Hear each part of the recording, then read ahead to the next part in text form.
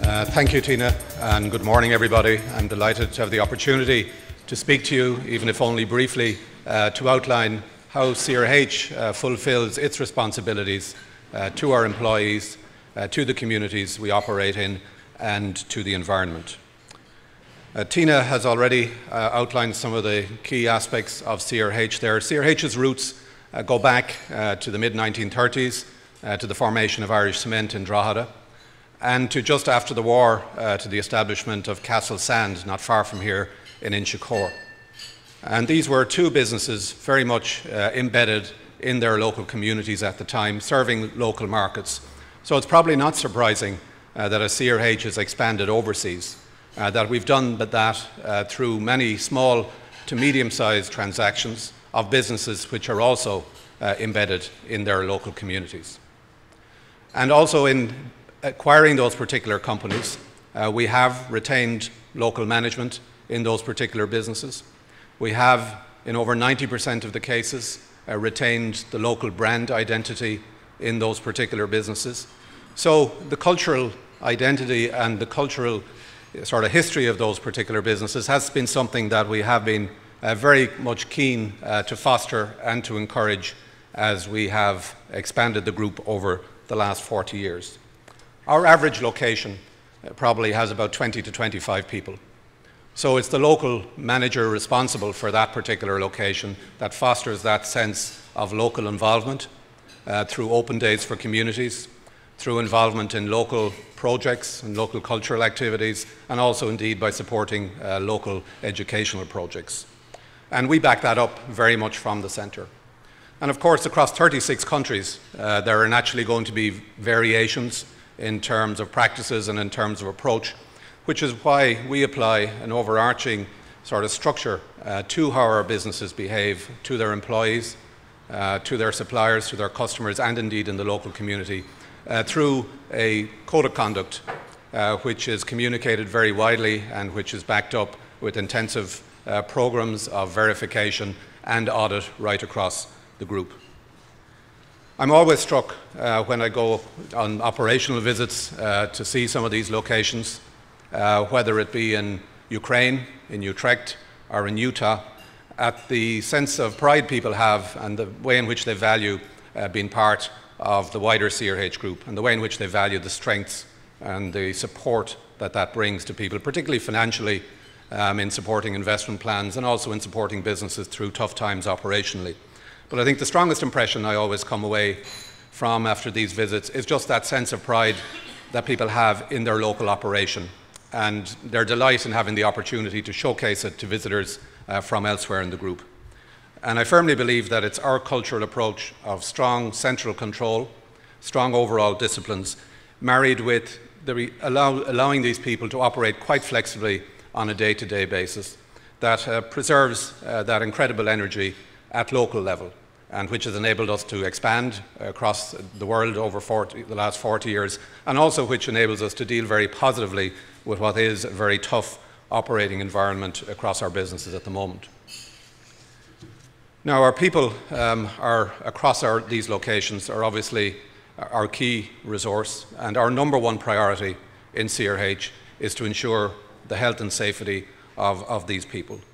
It's to ensure the health and safety of our employees, but also to ensure the health and safety of the many contractors we employ undertaking particular tasks or particular projects on our sites, and also to preserve the safety of visitors to our sites, be they customers or be they some of the groups that I referred to earlier, whom we encourage to visit from the local community to get familiarity with our operations.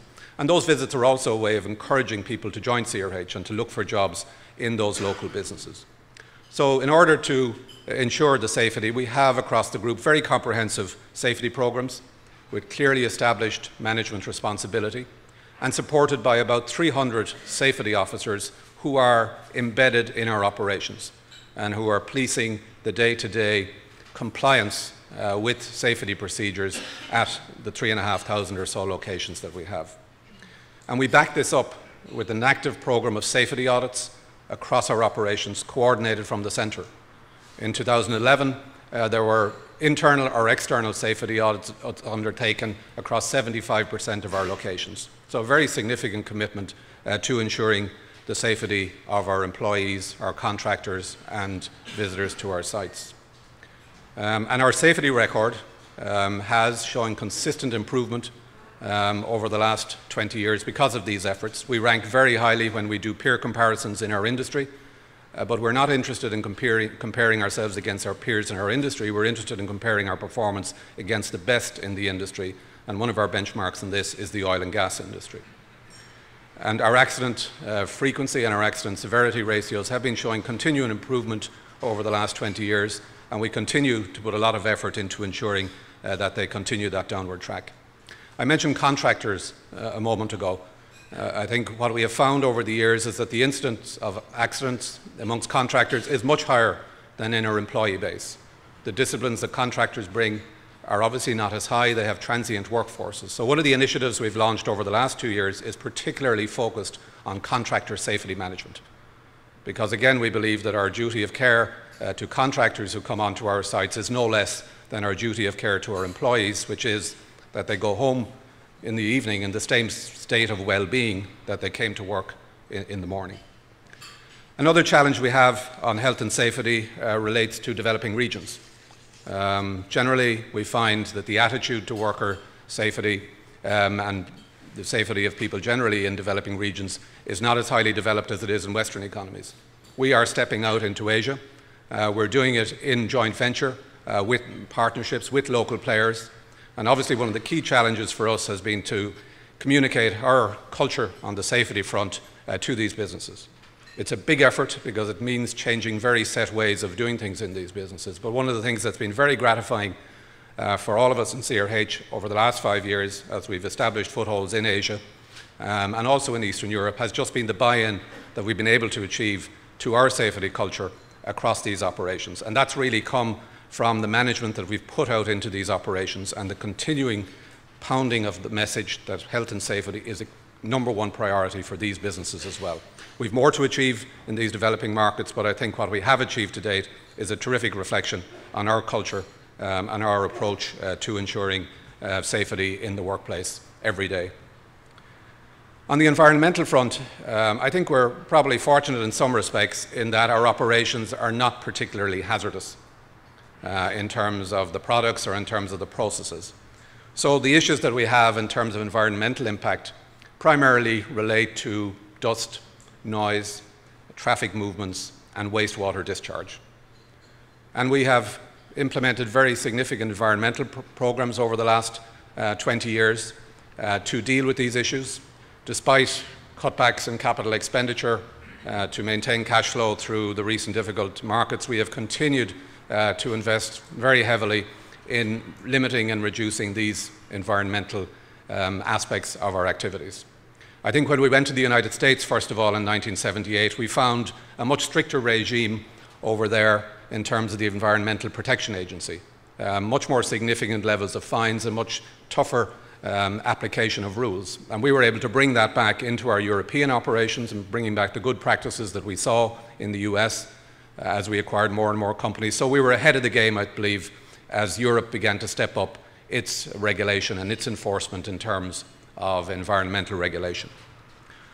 And we continue to progress all of our various programs on this front, and we report every year to the board on any environmental issues across the group, and I'm happy to say they're of a very minimal nature.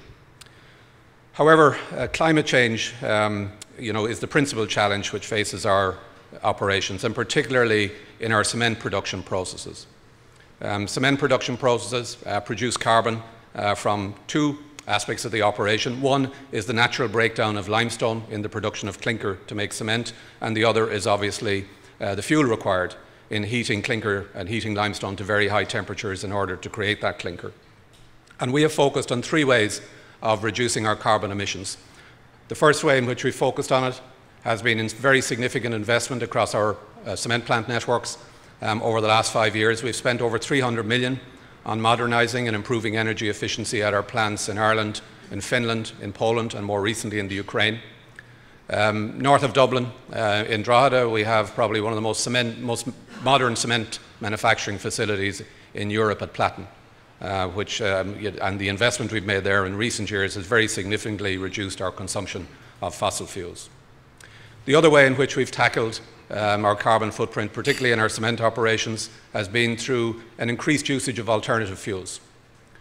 Switzerland, our Swiss cement business, is probably the most advanced in terms of usage of waste fuels, and that is because the Swiss permitting regime is a very wide one in terms of what it allows industry to burn. And in Switzerland, we have displaced roughly 60% of fossil fuel requirements with waste fuels of varying types. Here in Ireland, with the investment in Platin, we're now up to 20% alternative fuel usage in Ireland. We want to drive that forward further over the coming years. And the third way in which we reduce our footprint in carbon emissions in our cement activities is through substituting alternative products in the cement manufacturing process. And now, with the development of what we refer to as CEM2 cements, these are cements where approximately 10 to 20% of the product mix is unburnt limestone. We are producing cements that are much more environmentally effective and have a much lower carbon footprint than the traditional cement has.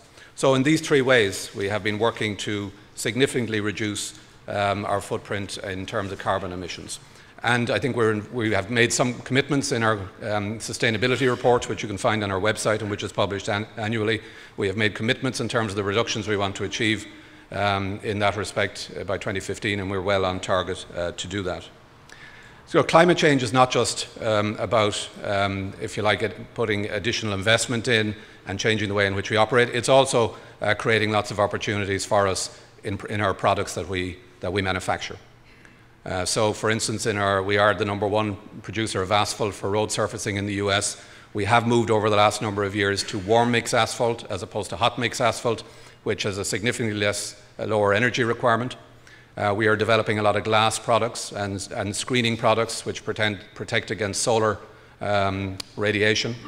We have developed quite a number of products for paving, one of which is naturally cleans the air through some of the compounds that are incorporated in the manufacturing process. And the other product which we have developed and are now selling quite widely, and which would have been very useful given the rainfall last night, is a permeable concrete paving products which allow much greater seepage of rainwater into the ground rather than having lots of runoff. So they're only some of the opportunities that we're working on and which demand for which is being created by climate change. All of our efforts on this front have been recognized very much by the global rating agencies with whom we engage, and obviously there is an increasing focus from our own investor base as to how we are measuring up. So I'm happy to say that CRH has been included in most of these rating agencies and also gets very high ranking from people such as the Dow Jones Sustainability Index. We're also in the FTSE for Good, and you can see there Vigeo, SAM, ECPI, all of whom we engage very actively, and that's led by Pat McCleary, who is our Group Environmental and Health and Safety Director. However, these, if you like, awards, these recognitions, while they have great visibility out there in the international investor community, they don't necessarily resonate at local level. And I think that is why marks such as the one introduced by Business in the Community, the Business Working Responsibly mark, I think is very important in terms of building recognition for sustainability issues in the local economy. And these are marks to which medium-sized businesses can aspire. So we in CRH are very supportive of this particular initiative, which Tina has outlined, and we're delighted that we were one of the first companies in Ireland to receive this mark. And our former chairman, Kieran McGowan, with Jim Minturn, who heads up our Irish operations, received one of the first marks and certifications, if you like, from Minister Bruton there quite recently. So we strongly support this initiative from Business in the Community. So in closing, just say that our vision in CRH is to be a responsible international building materials producer, delivering superior performance and growth for all of our stakeholders. The aspects which I've just outlined briefly to you, I hope give you a sense of how we fulfill our obligations to be a sustainable company. It's not just about fulfilling obligations though. we believe that all of these aspects I've outlined, and there are many more underneath this which I could talk to you for longer about, I think they also support, they add value to our business, they contribute to our longer term performance. It is a continuing work in progress on all of these fronts. I think we have made major strides, major efforts over the last 40 years before sustainability became, if you like, a coherent concept. I think we're moving forward now with even sharper focus on that. And as we strive to meet ever-increasing demands from all of the stakeholders in our particular business. So I thank you for your attention, and I just say, again, how much we believe that the local mark, business working responsibly, is very important, and it's great to see more and more companies beginning to buy into that domestically here in Ireland. So thank you for your attention.